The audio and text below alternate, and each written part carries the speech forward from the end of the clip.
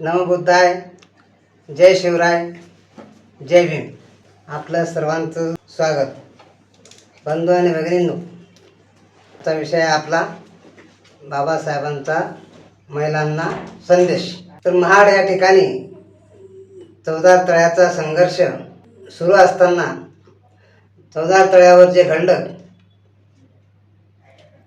ते बाबासाहेब त्या गोष्टीचा अत्यंत राग आला आणि बाबासाहेबांनी पुन्हा चौदार तळ्यावर संघर्ष करायचं ठरवलं आणि 26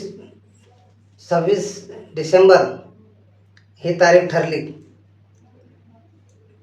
आणि त्या दिवशी सर्व समाज पुन्हा त्या ठिकाणी एकवटला.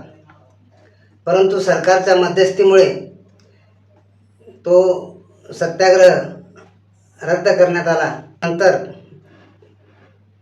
25 डिसेंबरला बाबासाहेबांनी त्याच ठिकाणी मनुस्मृती या ग्रंथांची होळी केली आणि 27 डिसेंबर 1927ला महाड या ठिकाणी बाबासाहेबांनी आपल्या समाजातील ज्या महिला होत्या त्या महिलांना एक छोटासा उपदेश त्या ठिकाणी बाबासाहेबांनी केलेला होता. त्याच्या मागचं कारण असं होतं की बाबासाहेब हे स्त्रियांचा खूप आदर करत. या शीलवान असतात, कर्तव्यनिष्ठ असतात. त्यांच्यावर संपूर्ण घराची जबाबदारी असते. संपूर्ण घराचे शील संस्कार हे स्त्रियांवर अवलंबून असतात. म्हणूनच म्हटलं जातं, जिच्या हाती पाळण्याची दोरी ती जगाचा उद्धार करी. आणि म्हणून बाबासाहेबांच्या चळवळीमध्ये ज्यावेळेस महाडच्या चौदार तळ्याचा सत्याग्रह झाला त्यावेळेस महिलांची जी संख्या होती ती खूप होती आणि त्यामुळे बाबासाहेबांना एक वेगळाच अनुभव त्या ठिकाणी आला आणि त्यांना वाटलं की ज्या चळवळीमध्ये स्त्रिया एवढ्या मोठ्या प्रमाणात असतात ती चळवळ यशस्वी झाल्याशिवाय राहणार नाही. आणि म्हणून बाबासाहेबांनी 27 डिसेंबर 1927ला महिलांना खास एक उपदेश दिला. परंतु बंधूंनो, बाबासाहेब हे अतिशय विद्वान होते, उच्च शिक्षित होते. परंतु बाबासाहेबांनी दिलेला उपदेश हा स्त्रिया पाळतात का हे आपण पाहिलं पाहिजे. आपले जर बाबासाहेबांवर श्रद्धा असेल, बाबासाहेबांवर विश्वास असेल तर आपण हा उपदेश पाळला पाहिजे. त्या काळी कदाचित तो स्त्रियांनी पाळला असेल, परंतु पुढे पुढे हा बाबासाहेबांचा उपदेश स्त्रिया विसरत चाललेल्या आहेत. तर त्या दिवशी बाबासाहेबांनी नेमकं स्त्रियांना काय सांगितलं होतं ते आपण पाहणार आहोत. बाबासाहेबांनी सर्वात अगोदर सांगितलं की स्वतःला अस्पृश्य मानू नका. अस्पृश्य म्हणजे काय की हीन, त्यांना कुणी स्पर्श करत नाही असं तुम्ही समजू नका. स्वतःला हीन लेखू नका. स्त्रियांची मानसिकता अशी असते की त्या या पुरुष प्रधान संस्कृतीमध्ये त्यांनी स्वतःला एकदम गुलाम करून घेतलेलं असतं. त्या काळच्या स्त्रिया गावात ज्यावेळेस जात होत्या त्यावेळेस त्या पायातली चप्पल आपल्या हातात घेत होत्या. डोक्यावरचा पदर त्या कधीच पडू देत नव्हत्या आणि त्या गोष्टीला त्या संस्कार म्हणत असत. अनेक गोष्टी अशा होत्या की स्त्रियांना चूल आणि मूल यामध्येच गुंतवून ठेवलं होतं. अक्षरशः कुठल्याही प्रकारची समानतेची वागणूक स्त्रियांना ती लोक देत नव्हती.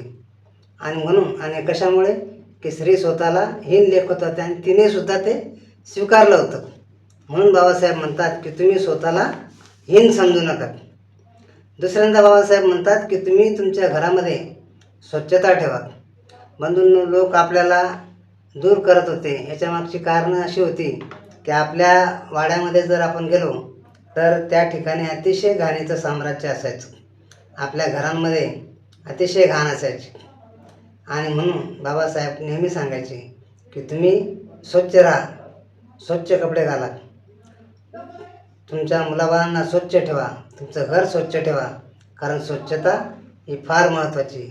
स्वच्छतेमुळे आपल्याला लोक जवळ करतात. आणि जर स्वच्छता नसेल तर लोक आपल्याला घृणा करतात. गाडगेबाबांनी त्यांच्या आयुष्यात जीवनभर स्वच्छतेचं महत्त्व पटवून सांगितलं. याप्रमाणे तिसऱ्यांदा बाबासाहेब सांगतात की हिंदू धर्मातील लोक ज्याप्रमाणे राहतात, वागतात, त्याप्रमाणे तुम्ही वागणं शिका, त्याप्रमाणे कपडे घालणं शिका, त्यांच्याप्रमाणे लुगडे नेसणं शिका. तुम्ही अतिशय वेगळ्या पद्धतीने राहणार, वेगळ्या पद्धतीने कपडे घालणार तर ते चुकीचं आहे. आज आपण कपडे नेसण्यामध्ये खूप पुढे गेलेलो आहोत, परंतु त्या काळचे लोक तसे राहत नव्हते. म्हणून बाबासाहेब म्हणायचे की त्यांच्या चालीरीतीप्रमाणे तुम्ही राहायला पाहिजे. आज जर काळ बघितला तर आपण ब्राह्मणांच्या स्त्रियांसारखं आपल्या स्त्रिया राहिल्या पाहिजेत. बाबासाहेब म्हणायचे की तुमच्या पोटी आम्ही जन्म घ्यायचा म्हणजे आमचा गुन्हा आहे का? कारण तुमच्या पोटी जर जन्म झाला तर तुम्ही अशिक्षित, स्वच्छता न ठेवणाऱ्या, गलिच्छ चालीरीती मानणाऱ्या, आणि त्यामुळे जशा तुम्ही असाल तसेच आम्ही घडू. त्यामुळे तुमचे संस्कार आम्हाला लागतील. आणि तुम्हाला जर संस्कार नसतील तर मुलं कुठून संस्कार निर्माण होतील? आणि म्हणून तुमच्या पोटी जन्म घेणे हा आमचा गुन्हा आहे का? असं बाबासाहेब स्त्रियांना त्यावेळेस सांगत होत्या की तुम्ही सर्व जुन्या चालीरीती या सोडून दिल्या पाहिजे. जुन्या चालीरीती म्हणजे काय की आजही बघा कुठल्याही समाजामध्ये किंवा आपल्या समाजामध्ये ज्या काही चालीरीती आहेत छोट्या मोठ्या, त्या चालीरीती स्त्रिया जिवंत ठेवताना आपल्याला दिसतात. मनुष्य त्या चालीरीतींकडे दुर्लक्ष करतात, परंतु स्त्रिया आवर्जून त्या चालीरीती पाळतात. आणि त्यामुळे त्यांचे जे जुने संस्कार आहे त्या सोडायला तयार नाहीत. आणि त्याच्यामुळे दिवसेंदिवस आज जी परिस्थिती निर्माण झालेली आहे की अनेक स्त्रिया अंधश्रद्धेच्या नांदी लागून बुवाभावांच्या नांदी लागतात आणि स्वतःच्या आयुष्याचं वाटोळं करून घेतात. हे कशामुळे घडतं की ह्या ज्या जुन्या चालीरीती आहेत, या चालीरीती त्या सोडायला आजही तयार नाहीत. आणि म्हणून स्त्रियांनी सर्वप्रथम या जुन्या चालीरीती सोडून दिल्या पाहिजेत. गळ्यात आज आपल्या स्त्रिया जर आपण पाहिलं तर काळे मणी आणि मंगळसूत्र गळ्यात घालताना दिसतात. तर एखादी छोटासा दागिना आपण गळ्यात घातला पाहिजे. कोपरभर बांगड्या, गळसऱ्या, मंगळसूत्र, काळे मणी, काही गरज नाही आपल्याला ते घालायची. परंतु आपण आजही आपल्या स्त्रिया त्या गळसऱ्या आणि कोपरभर बांगड्या मिरवताना दिसतात. त्या काळी 27 सालची गोष्ट ही बाबासाहेबांनी 1927ला आपल्या स्त्रियांना हा उपदेश केला. तर त्या काळी आपण हा बाबासाहेबांचा उपदेश मनावर घेतला असता तर आज आपण कुठल्या कुठे राहिलो असतो. त्यानंतर बाबासाहेब म्हणतात की मेलेल्या जनावराचं मांस खाऊ नका. मेलेले जनावर म्हणजे जे एखादे जनावर जर मेलेलं असेल, ते टाकून दिलेलं असेल, तर त्या जनावराचं मांस तुम्ही खाऊ नका. बकऱ्या कोंबड्याची जी मांस आहेत ती जसे इतर लोक खातात त्या पद्धतीनेच तुम्ही सुद्धा खा. टाकून दिलेलं मांस खाऊ नका, जेणेकरून त्यामुळे तुम्हाला लोक दूर करतील आणि अस्पृश्य मानतील. असे कुठलेही कृत्य तुम्ही करू नका.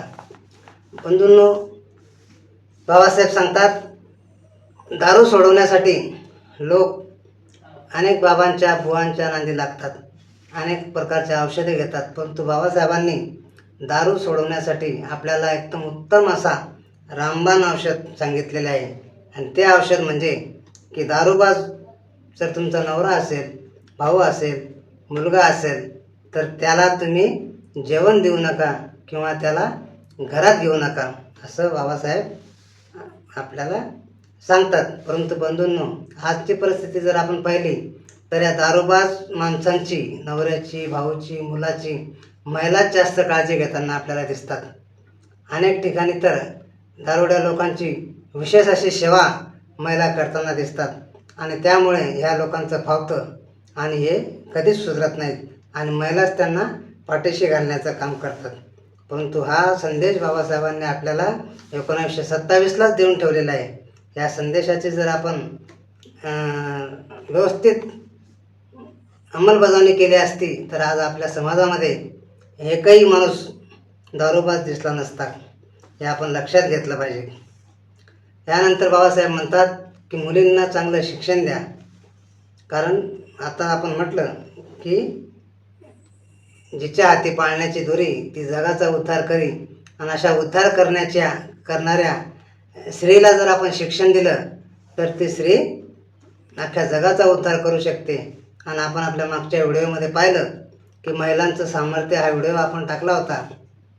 त्यामध्ये आपण अशी उदाहरणं दिलेली होती की महिलांमुळे काय काय घटना घडलेल्या आहेत आणि त्यांनी कशी कामगिरी त्यांच्या जीवनामध्ये केलेली आहे.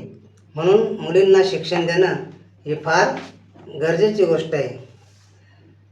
यानंतर तुमच्या मुलांना तुम्ही असे शिक्षण द्या की त्यांची कीर्ती चार चौघामध्ये वाढली पाहिजे. म्हणजेच पुत्र व्हावा ऐसा गुंडा ज्याचा त्रिलोकी झेंडा. असं बाबासाहेबांनी महिलांना काही गोष्टी महाड या ठिकाणी सांगितल्या आणि खरोखरच महिलांनीसुद्धा या गोष्टी त्या काळी मनावर घेतल्या आणि सकाळी ज्यावेळेस बाबासाहेब त्या आपापल्या घरी जायला निघाल्या त्यावेळेस त्यांचे जे कपडे, त्यांचं वागणं बोलणं अक्षरशः बदलून गेलं होतं आणि या गोष्टीचा बाबासाहेबांना खूप आनंद झाला होता. त्यांचं मन गहिवरून आलं होतं. परंतु बंधूंनो, आजसुद्धा महिलांनी बाबासाहेबांच्या या संदेशाचं पालन करावं आणि आपल्या समाजाला व आपल्या कुटुंबाला एक नवी चालना द्यावी एवढंच या ठिकाणी सांगेल. बुद्धाच्या धम्माच्या संघाच्या बलाने आपलं सर्वांचं जयमंगल हो अशी अपेक्षा व्यक्त करतो आणि इथेच थांबतो. जय भीम, जय संविधान.